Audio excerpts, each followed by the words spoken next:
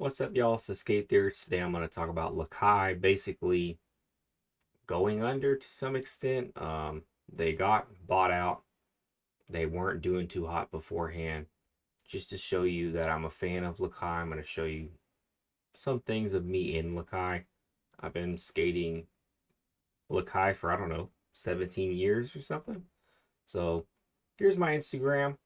And here's some of my oldest clips. I can't really tell the shoe. I think that one might have been iPaths. I think these were some cheap Ross shoes. They definitely look cheap. But I've been skating Lakais a long time. I tried very hard to find some clips of me skating Lakais, but it's mainly my newer clips. Like my first ever switch hard flip Lakais. This nice nollie inward heel that I land Lakais. Almost all my skate clips on my channel are Lakais. So I'm a pretty big fan.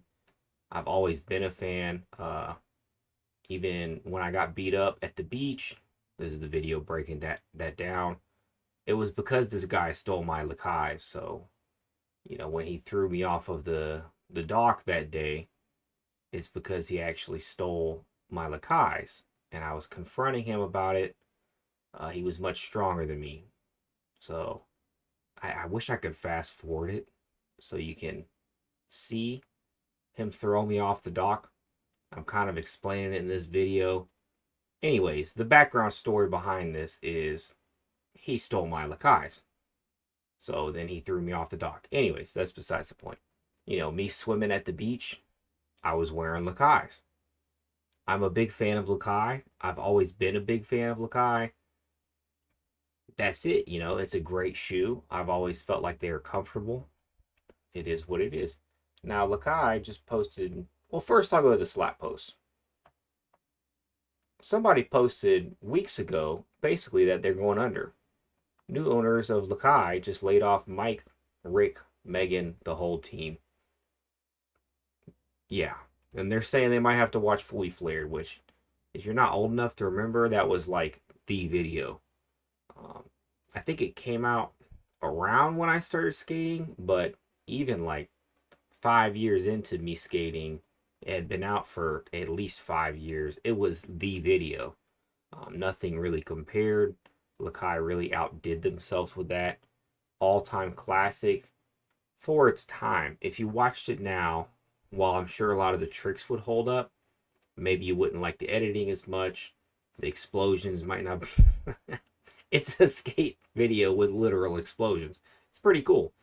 Maybe that's not your thing.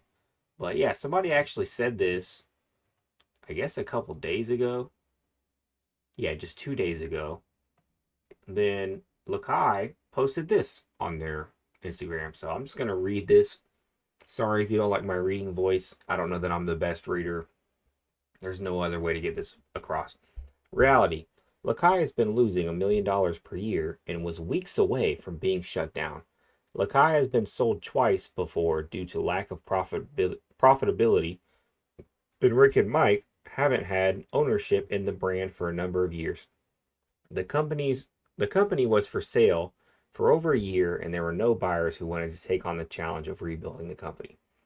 So when they say losing $1 million a year, that's not like they're not going into debt $1 million. I think they mean they were shrinking in profit more so. So if they were making 10 million a year, probably more like 9, then more like 8. So they're losing money to some extent. They're not growing, that's for sure. Rick and Mike, after buying the company in an effort to save it, Mark, the new owner of Lakai, we'll get to him, offered 10% ownership to Rick and Mike with no strings attached, just to be part of what they created. Now, is this a ploy from a corporate guy trying to keep the core people on his side? Like, oh, the owners are still, involved. Are they not? I don't know. Does it even matter? I don't know. Just to be a part of what they created, in addition to the equity, they were offered the same compensation as the new leadership team. That's pretty cool depending on what you're paying the new leadership team. who is the new leadership team? Is it an actual team? Is it your cousin? Are you paying him 30 grand? You know what is really going on? The only change we requested in exchange was to reduce the current skate team budget by 23% to prevent the company from falling into another near bankruptcy, as the cost of the skate team was greater than the total cost of employees working at the company. This is a touchy subject because no core skater is really going to like that. But as a business, does it make sense? You have to cut costs somewhere. How much of your income is really dependent on the core skaters? Maybe all of it, maybe not as much of it. I mean, who rides for Vans? Does Vans make money? I mean, you see my point there, but it's not a so solid point when it's a shoe company for skaters by skaters, right? Yeah, this information was not made public because we were still in talks with Rick, Mike, and the skate team to settle on the partnership structure that would work for all of us. But due to the industry rumors going around, we wanted to invite you to see industry rumors being slapped. We wanted you to invite you to see what is happening behind the scenes. Let's see what's happening behind the scenes. The skate team. Most team riders did not have an ongoing contract with previous ownership. Our plan was, and always has been, to offer the riders a full year contract starting on November 1st, 2024, to continue working together as we had done in the past while the new ownership works to correct the business. If this is true, this is kind of generous. I mean, I'm sure they're not paying these skaters a crazy amount. What you might not know, if you're not too familiar, skaters don't make much money. Probably the top 20 skaters make okay money. Then the top, 10 make good money. But probably 99% of pros are barely getting by. Even the YouTubers, a lot of these YouTubers have been a little more transparent with the money they're making, and it's decent money. I mean, they can live off it, but they still have roommates and stuff. I mean, you can see which skate YouTubers have roommates. You don't see them buying big houses like they used to. Chris Chan and Garrett, uh, they were at a different time where YouTube paid different.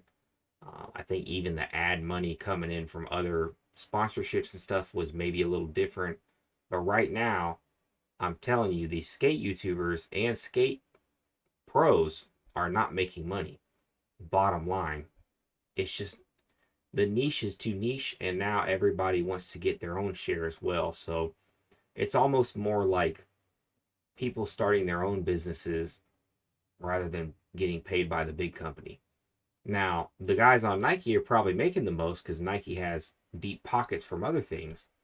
But for the most part, it's like, can you build your own brand to sell your own shirts is more the move. It's not exactly just getting money from a sponsorship or something. Unless they're paying you for views, which brand deals and stuff. But anyways, there's not much money in it. Just trust me. The new Lakai ownership had no plans to remove the skate team, and due to the recent events, we are now in the process of offering 90-day transitional contracts to the skaters via Rick and Mike, as they specifically told us that they alone should be the ones in contact with them. So that's clearly not a great thing. Your new boss is buying your company, and you don't even think that you're going to. The new boss doesn't even think he's going to be able to communicate with the team, basically, is what this is saying. Or, the old boss is more trustworthy. Either way, a 90-day transitional period, that's just an excuse. That's like when a company hires you 90 days. You know why they're hiring you on a contract? So they can fire you if they want. That's pretty much the reason. Given skate contracts are interesting anyway. We're unsure whether these contracts were offered to the team, and as of today, we are actively reaching out to team members in an effort to correct this situation. So they have no idea what actually happened. I would have left that last sentence out if I was them, because it sounds like they're disconnected from their own company that they just bought. And it's really not sounding like they try too hard to defend the current team, because they haven't even talked to them. They don't even know if the offers were given to them. And they're trying to put them on a 90-day transitional period. It's not a good look as far as staying true to who came up with you. Um, Now, it is a business, so I understand sometimes businesses need to make hard decisions. I just don't think you can really buy a skate team that's built on the core brand and everything. The team is like such a big factor of it.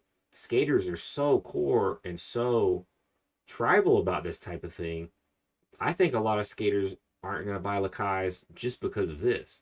They could have loved Lakais their whole life, and they're probably not going to buy them now.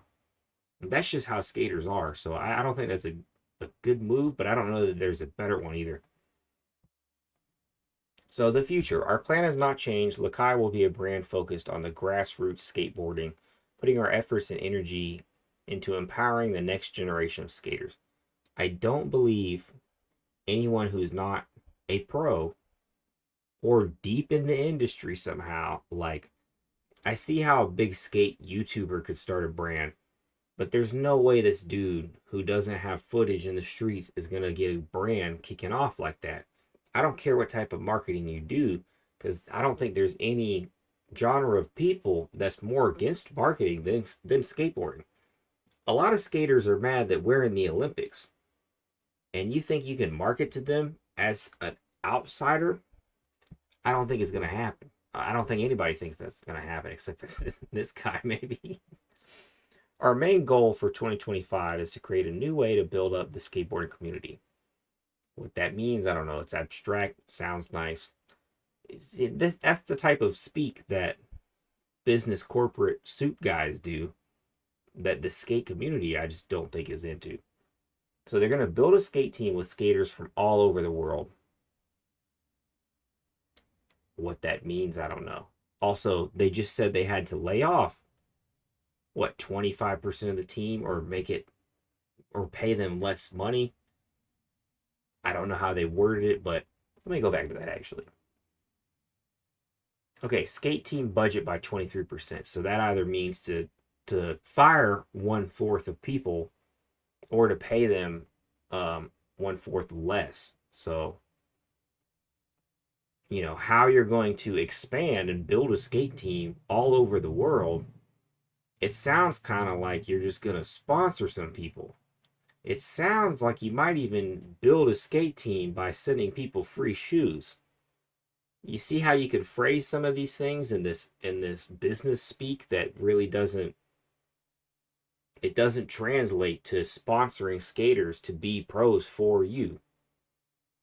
You're building a team all over the world, like, oh yeah, I'm gonna send a pair of shoes to some kid in Taiwan that can hard flip a stair. He's on the skate team. I don't pay him any money. It could be something like that. I don't know that it is. It just seems that way. Create a hometown hero program for talent scouting and community building. Okay, I didn't read that point yet, but that sounds like exactly what I was just describing. We're optimistic that our new direction, Lakai, will be able to better support both local skate communities and skate shops. Next steps. As far as we're concerned, we're still at the negotiating table, and we are open to Rick and Mike potentially buying back the company. Okay. What? You just bought it. What do you? What do you? I've never, I've never heard a statement that conveys less confidence in what you're doing than, I just bought this company. I don't mind if the owner before me buys it right back. What are you talking about? Um, the process and situation is ongoing, and our goal is to make sure that everyone involved feels whole. Mark Roca, just a dude trying to save Lakai with his own money. Is that true? Is he trying to save with his own money? I have no idea. I have completely no idea. Um, Now, this guy is complaining about the cost of things going up. He says almost all products went up $30. I will say one thing. I go to the Lakai store. Shoes are $90. People are so mad about shoes increasing in prices.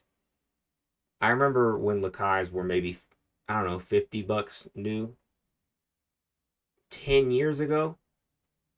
And just to put that in perspective, 10 years ago, a McDouble was $1.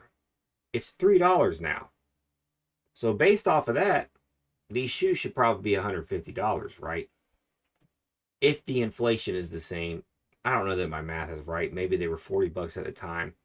Even if they were only $30, if they were 30 while the McDouble was $1 and the McDouble is $3 where I'm at now, they should be $90. So I don't think the price of these shoes is that bad. Um, it seems pretty fair. Most of the time, people buy them on the clearance rack anyway. I know skate stores are going to have to up them a little bit because if they get them for 70, like these Cambridges, for example, maybe they get them 60, maybe they get them 70. They have to mark them up to 90 something, but I don't think the prices are that bad.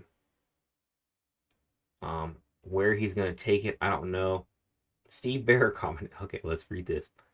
It's like marriage. No one will ever really understand what it's like unless you're in it and it's yours. It's such a complex set of circumstances all across the board, and I feel for everyone involved. Rick and Mike, two of the greatest and most influential skateboarders of all time, the riders, and Mark. That is not a sentence, Steve Barra. That's just names. It's a tough game out there trying to compete with the companies who factually spend more on email blasts per year than some of the shoe brands' entire revenue. Godspeed to this set of circumstances. Now, I think he's hinting at Nike probably spends more on just emails per year than the shoe makes entirely, which that's kind of the double-edged sword of letting Nike or bigger things into your skateboarding. It does kill the lower brands. Does it grow skateboarding enough to offset killing the local brands? Same thing with Zoomies. But, before Zoomies was as popular, when Zoomies had less clothing, at least locally for me, skate stores could not stay open. There was a couple different ones throughout my whole skate career of 17 years. None of them have stayed open except the current one, which has been open about 4 years, so that's actually pretty good. But some of them even had like private skate parks. So, there's a reason Zoomies sells so much clothes. It's because the skating doesn't make it much money. Um, Crazy since I got the call that you let go of the team, the owners, and the staff in 24 hours. So it's hard to really know what's true and what's not true in this. And we'll definitely have to find out more. Lakai and Walmart in 3, 2, 1. That might be the move, honestly. He could rebrand the shoe game. If it gets cheap enough, it could possibly still would it be respected in the skate scene? That's a whole different story. And I do feel Riley Hawk has rode for them for 17 years. I don't know how old he is, but that's a long time. So, pretty sad for the pros. Good luck to the pros. A lot of people are talking like which pros are going to get signed where. I don't know what shoe company is really going to sign. I mean, Riley Hawk's pretty popular. But what shoe company can even pay like that? It's going to be hard, man. Some of these guys are honestly not going to get re-signed. That's just the truth of the matter. Definitely, I don't know who's on the team right now, but the older people on the team they just might not have it in them. I don't know. But yeah, let's go to Slap. So there's a really funny post on the Slap board. This is the main thing I wanted to post about it. This is just funny. This is the new CEO of Lakai, so I'm gonna read his post from his LinkedIn, and you can tell me what direction you might think he's gonna take Lakai. You might be able to see some of his character from this, maybe not. During the 70-hour labor that culminated with the birth of my daughter on September 28th, our team worked relentlessly on the final diligence and transition items of a deal that would change the future of skateboarding forever. Very large goal. Lakai Limited Footwear will be the world's #1 core skateboard brand. I don't think I've ever heard a more contradictory sentence in my life. To be the #1 core skateboard brand is pretty much a contradiction. I don't know that you can be core while being #1. I I think they kind of go against each other. Not 100%. I mean, tell me if I'm wrong. Craig C. for leading the due diligence and transition period with me. He has been with the brand for over 13 years and will become the new president with an ownership. Oh, I didn't need to read that part. So I guess this is his wife, Gelago. That's a sick name. So this is what you were doing while I was pushing out our baby. Increase the family and increase the business. Now, this is the type of stuff that if you're not familiar with LinkedIn, it might seem really weird because LinkedIn's really weird. People will post on here like, "Oh, my dog got ran over, but these are the 5 lessons it taught me about business." These dudes are not right on LinkedIn. Um, but yeah, that's what this guy posted. I guess while his wife was giving birth, he was cutting deals, which I think he's probably dramatizing it. Maybe he was just on his phone a little bit because 70 hours of labor, there's not really much the dude can do. I know this from experience. You kind of just sit there and you watch them be in pain and you like hug them or something, massage them a little bit, but they're going to be in pain 70 hours either way. So was he just sending some emails? Was he just on the phone? I don't know. Um, is this the type of guy that skaters want to buy a beloved shoe brand? That's up to the viewers on this video, really. And this meme said missing out on missing fatherhood milestones because of Lakai. Mark Roca, Mark Johnson. So apparently, Mark Johnson missed the birth of a couple of his kids, one or more kids, because he was trying to film Lakai. Could be the Tim Pool of shoes. So yeah, I don't think Slap's too happy with the direction of Lakai. I don't know that I'm too happy with it. I've always loved Lakai. I think they make really pretty shoes. Um, yeah, these are just nice looking shoes. What do you think? Do you think that Mark Roca can do it? Do you think Mark Roca can be the man to make Lakai the #1 core skate shoe brand? You tell me.